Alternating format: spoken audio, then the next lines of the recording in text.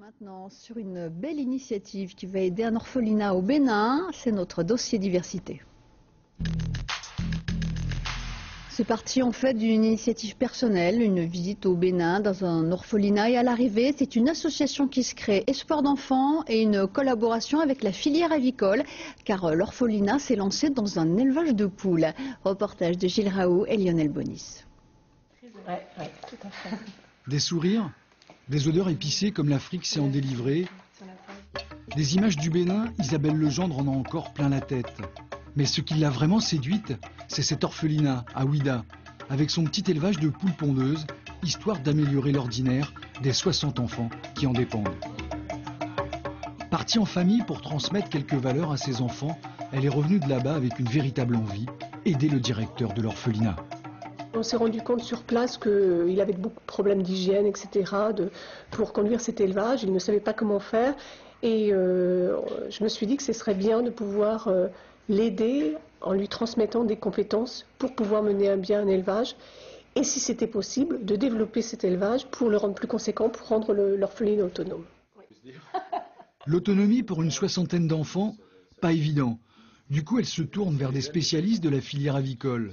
Ça tombe bien, elle habite près de Janzé.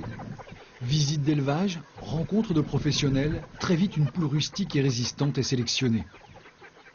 On est parti sur des densités d'animaux qui sont considérablement plus faibles qu'en France. Donc l'autodéfense de l'animal est déjà meilleure de par la densité. Ensuite, on a pris des mesures d'hygiène assez draconiennes. On ne va pas rentrer dans le bâtiment sans changer de vêtements ou sans changer de chaussures ou sans se laver les mains.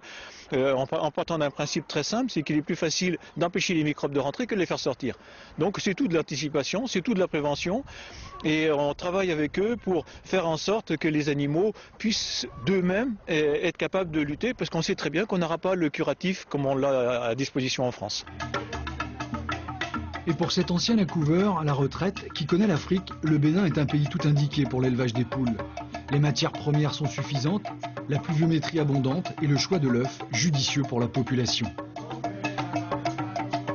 Au point de vue commercialisation, c'était le produit qui est prêt à consommer. Un œuf, on le récolte, on le mange. Il n'y a pas besoin de réseaux commerciaux, il n'y a pas besoin de stockage. C'est les femmes qui les vendent ça sur le bord de la rue, partout.